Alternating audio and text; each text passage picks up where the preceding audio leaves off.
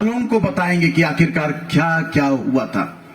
जो तीसरी बात मैं आपके सामने रखना चाहता हूं कि उस पलायन के बाद में, और मैं चाहूंगा कि जब हमारे तिर्की बाबू प्रभाकर जी बोलेंगे तो वो उस पलायन का भी जिक्र करेंगे कि पलायन का, मैं उसे मेंशन क्यों कर रहा हूं कि उस पलायन के बाद अब यहां पहुंचे हैं। अब हमारा पलायन अलग अलग तरीके से हो रहा है। राजनीतिक पलायन हो रहा है, सामाजिक पलायन हो रहा है, आपके संस्कृति का पलायन हो रहा है। आपके बेटे बेटियां जब भाषा बोल नहीं सकते हैं तो आपके भाषा का पलायन हो रहा है।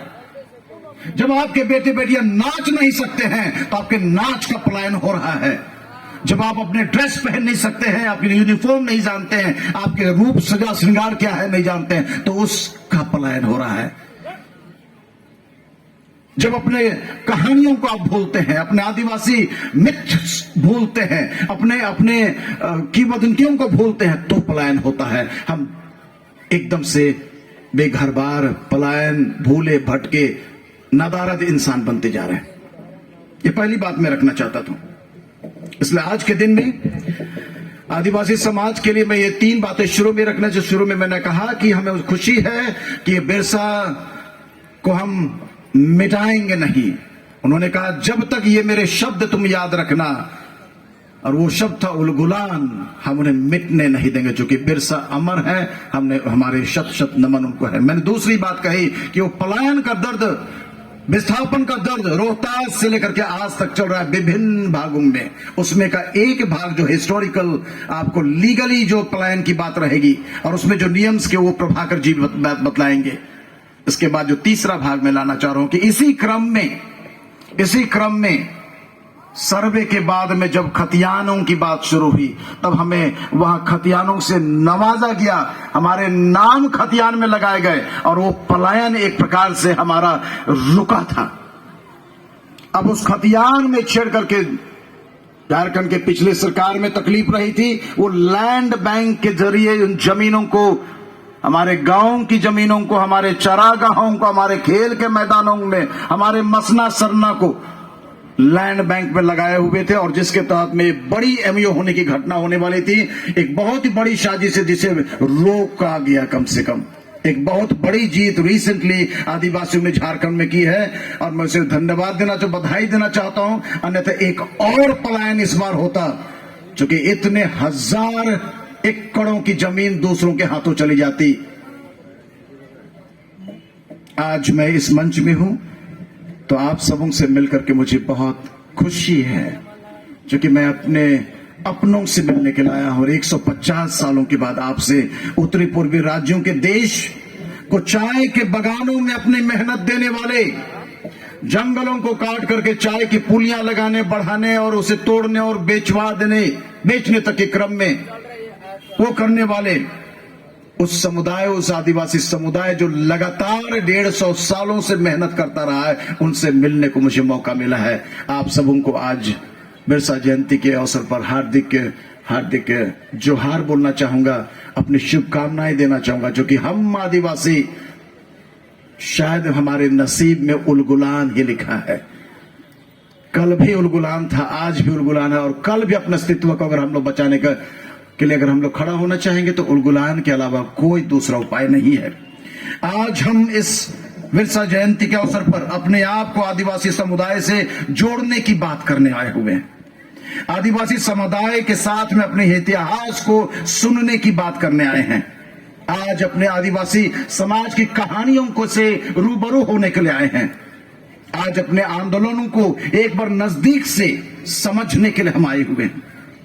हमारी जो परंपरागत जो दस्तूरें हैं, जो रूढ़िवादी हमारी है, उसमें हमारी तरह तरह की सामाजिक, आर्थिक, पारिवारिक चीजें बसी हुई हैं। उनको समझने जानने के लिए आए हैं।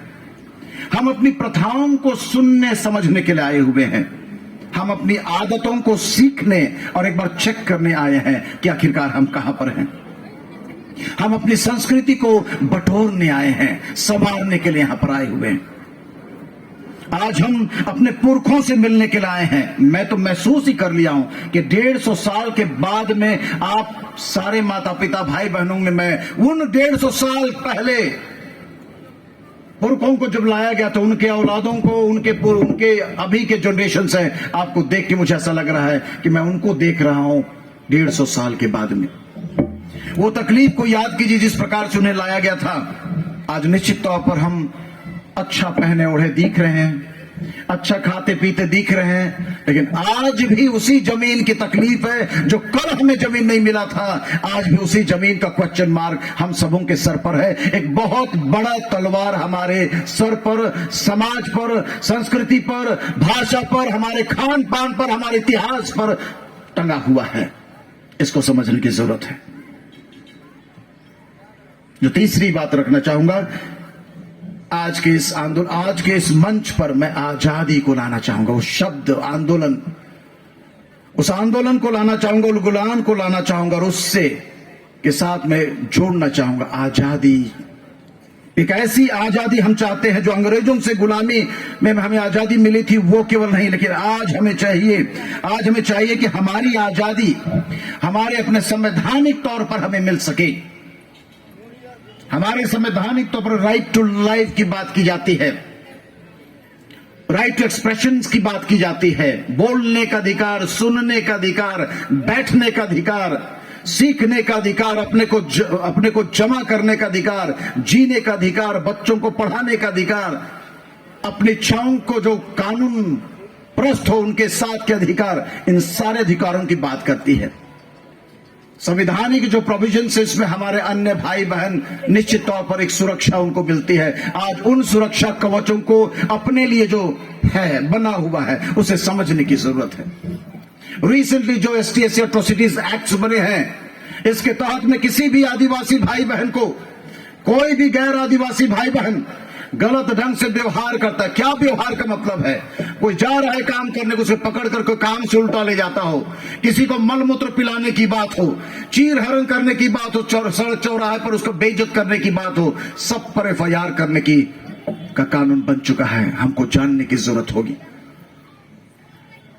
आदिवासियों को समझदारी के साथ संवैधानिक और संविधान प्रदत्त उन अधिकारों को जानने समझने की जरूरत हो। समय आ गया है कि चाय बगानों में चाय तोड़ते तोड़ते ही सही, लेकिन कुछ समय निकाल करके अपने बाल बच्चों के साथ, समाज के साथ, छोटे यूनिट के साथ अपने अधिकारों को समझने बूझने की जरूरत होगी। आज हमारे उस झारखंड में CNT एक्ट की बात करी जा रही है, SPT एक्ट की बात करी जा रही है, विल्किंसन रूल्स की बात की जा रही है। हमारे अपने अधिकार बने हुए हैं, अपने एक्ट्स बने हुए हैं जिसमें हमारे जमीन की सुरक्षा की बात की जाती है, हमारे अधिकारों की बात की जा रही है, हमारे रहन सहन की बात की जा रही है, हमारे जमीनों के किस्मों की बातें की जा रही है, हमारे जमीन के रिश्तों की बात की जा रही है। जानना पड़ेगा। ST/SC एट्रोसिटीज एक्ट आप पर हुए तमाम अपमान और प्रताड़ना की चीजों से आपको अलग हटाने, आपको एक प्रोविजन देने, आपको वहां से उबारने की बात करती है। बट जानिएगा तब तो आज ये आजादी अंग्रेजों से होने के बाद में ये जयंती का दिन जब हम लोग आज यहां पर जमा है, तो आज हमें समझना पड़ेगा, जो मेरा चौथा है वक्तव्य में, कि आज हमारी चुनौतियों को आज जानने का दिन है। आज के जयंती के दिन में हमारे जिंदगी में हमारे समाज की दास्तां क्या क्या है, पूछना पड़ेगा। मेरे परिवार में किन किन दास्ताओं से हम फंसे हुए हैं, अपने से पूछना पड़ेगा, मैं किन दास्ताओं में फंसा हुआ हूं, मेरा परिवार किस प्रकार के दास्ता से जुड़े हुए हैं, फंसे हुए हैं, मेरा समाज किन किन दास्ताओं में फंसा हुआ है। आज आदिवासी समाज को और आदिवासी समाज के साथ रहने वाले तमाम अन्य भाई बहन जो हमारे साथ ही चाय बागान में रहते हैं, पत्तियां तोड़ते हैं, हमारे साथ जीते हैं, अपनी जिंदगी वो साझा करते हैं, हम सबको मिलकर के सोचना पड़ेगा कि समाज को, भारतीय समाज को जो हम बनाते हैं, हम जहां भी हैं संवैधानिक तौर पर प्रदत्त उन अधिकारों के मार्फत हम यहाँ के नागरिक हैं, और नागरिकों के अधिकारों के हनन को समझना पड़ेगा कि आखिरकार ये हनन हमारे साथ ही वर्षों से क्यों होता है। अभी वन कानून आया हुआ है, समझने की जरूरत होगी। ये वन जो आपके अगल बगल जितने हैं, इस वन में आपका अधिकार कितना होगा, समझने की जरूरत होगी। वन कानून में पहला ही लाइन बोलता कि हजारों सालों से आदिवासियों और वन में रहने वाले उन लोगों और उन पर आश्रित रहने वाले लोगों के ऊपर में अत्याचार हुए हैं। इन अत्याचारों से उनको निकालने के लिए कानून लाया गया, लेकिन समझेंगे तब तो हम लोग जानेंगे। रेंजर से डरने की जरूरत है, फॉरेस्ट ऑफिसर से डरने की बात नहीं है। वन कानून आपको सशक्त करता है, एट्रोसिटीज एक्ट जो बने वो आपको सशक्त करता है। अब जरूरत है कि हम जो अगुवे हैं अपने अपने इलाके में इस प्रकार के कानून को समझने बूझने, कॉन्स्टिट्यूशन को समझने की बात है, अपने 5th शेड्यूल 6th शेड्यूल की बातों को समझने की बात है, ग्राम सभा की ताकत को समझने की बात है, ग्राम सभा के तमाम प्रोविजन जो ग्राम सभा के पावर में है, निहित है, उनको समझने की बात है। अपने अपने साथ मिलकर के जो मित्र और संगठन की बात है उसको मिलाने की बात है। इन सारे चीजों को हमें देखना पड़ेगा, सोचना पड़ेगा, मिलाना पड़ेगा, बैठना पड़ेगा, विचार विमर्श करना पड़ेगा। आज इसकी बात हम करने आए हैं बिरसा जयंती के दिन में। बिरसा बाबा को, बिरसा दादा को, अगुवे को, जननायक को हारमाले और गमछे देकर के हम उन्हें प्रसन्न नहीं कर सकते हैं। अगर सचमुच में सच्ची श्रद्धांजलि आज उनको देना चाहते हैं, उनको धन्यवाद बोलना चाहते हैं, तो बिरसा के नाम पर, बिरसा के वीर सपूतों को, बिरसा के आने वाले भविष्य को, जो छोटे छोटे बच्चों हैं, इनके अधिकारों को हमें निश्चित करना पड़ेगा कि कल हमारी आंखें बंद होने के पहले, हमारी जवानी खत्म होने के पहले इन बच्चों को हम अपने कलेजे के टुकड़ों को इनका अधिकार दिला सके। और आज इस मंच से बोलना चाहता हूं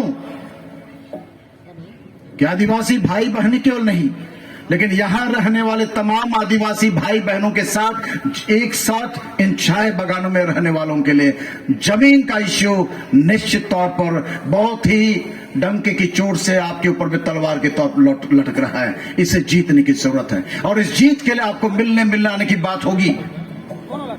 आज जब हम संविधान की भी बात कर रहे हैं तो हमने अधिकार की बात की है, समता की बात की है, और इस समता की बात में करते हैं हम लोग प्रियम्बल में डिग्निटी की बात करते हैं। आखिरकार किस प्रकार की डिग्निटी की बात की जा रही है? एक और देखा जाए 150 साल से जिन लोगों ने इन जंगलों को साफ किया,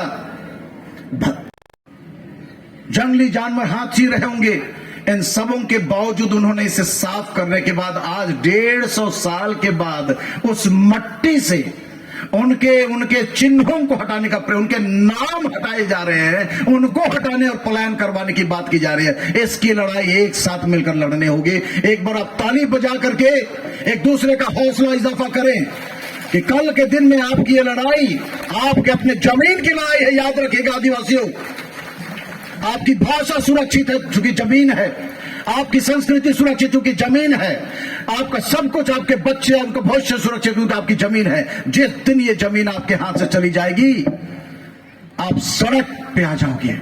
आपकी संस्कृति, आपके बच्चे, आपका भविष्य, आपकी भाषा, आपके ढोल मांदर नागर सड़क पर आ जाते हैं। जब सड़क पर आ जाता है तो सड़कों पर आने वाले लोगों, हम सड़कों पर चीजें जो बिकने लगती है तो उसे हम बाजार कहते हैं। आदिवासी समाज बाजार नहीं है। आदिवासियों को बाजारू मत बनाओ। इनकी संस्कृति बाजारू नहीं है, इनके बेटियां बाजारू नहीं है, इनके काम करने वाले लोग बाजारू नहीं है, हमारी भाषा बाजारू नहीं है। हम संस्कृति से जुड़े इंसान हैं, लेकिन उसको बचाने के लिए जमीन बचानी पड़ेगी।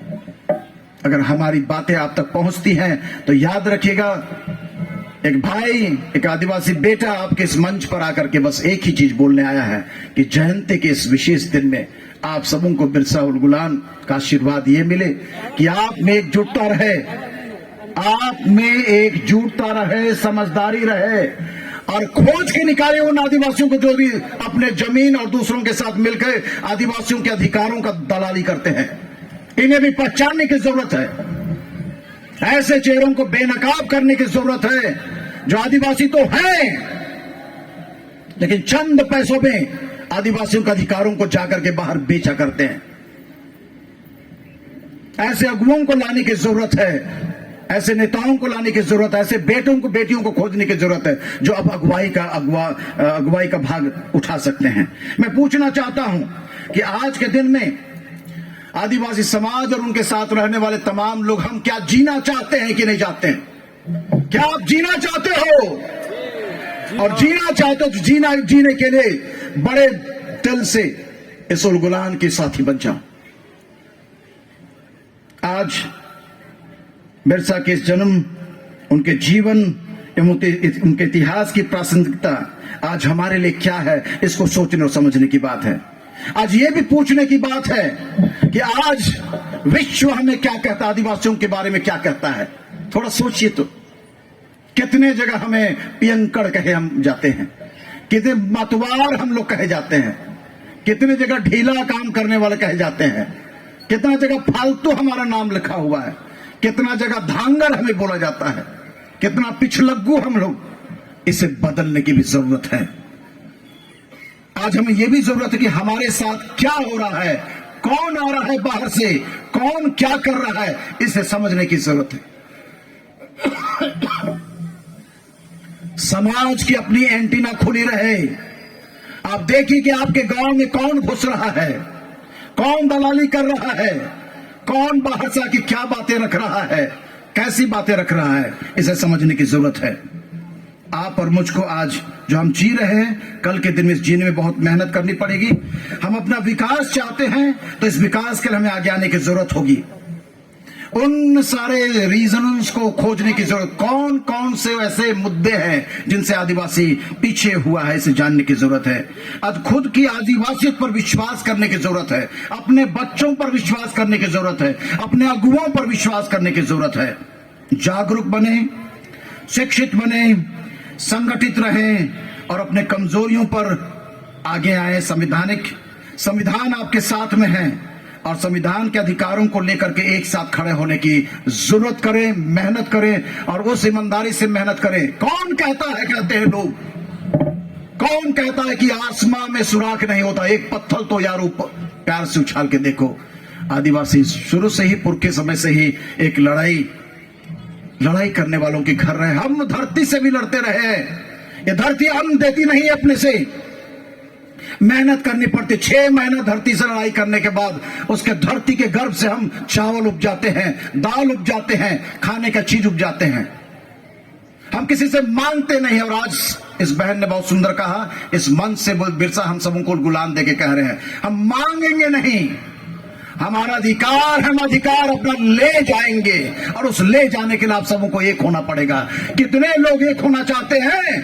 हाथ उठा करके जय आदिवासी का नारा लगाइए। जय आदिवासी, जय आदिवासी।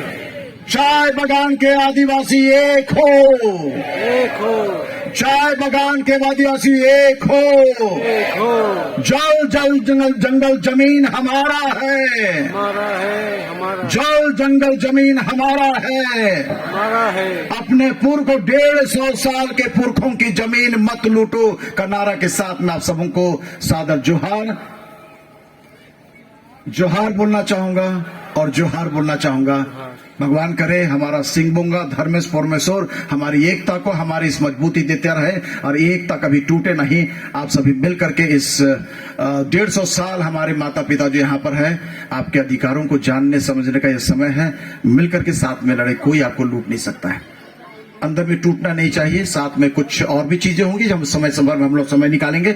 हम लोग ने छोटा छोटा समय रखा है, आधे घंटे का समय दिया गया था। कम समय में हम लोग ने इस प्रकार से चीजों को रखना चाहे। हमारे बाद में दूसरे वक्ता जो आएंगे वो कुछ बातों करें, फिर तीसरे वक्ता आएंगे। इन्हीं शब्दों के साथ आप सबों को इस मंच को इतने समय के लिए देने के लिए, बुलाने के लिए, इतना प्यार देने के लिए और झारखंड के एक आदिवासी बेटे को यहाँ के 150 साल के हमारे पुरखा आदिवासी भाइयों से मिलाने के लिए जो मौका दिया, सब मन के जोहार। जोहार। जिसु मरंग, जिसु सहाय, जय जिसु।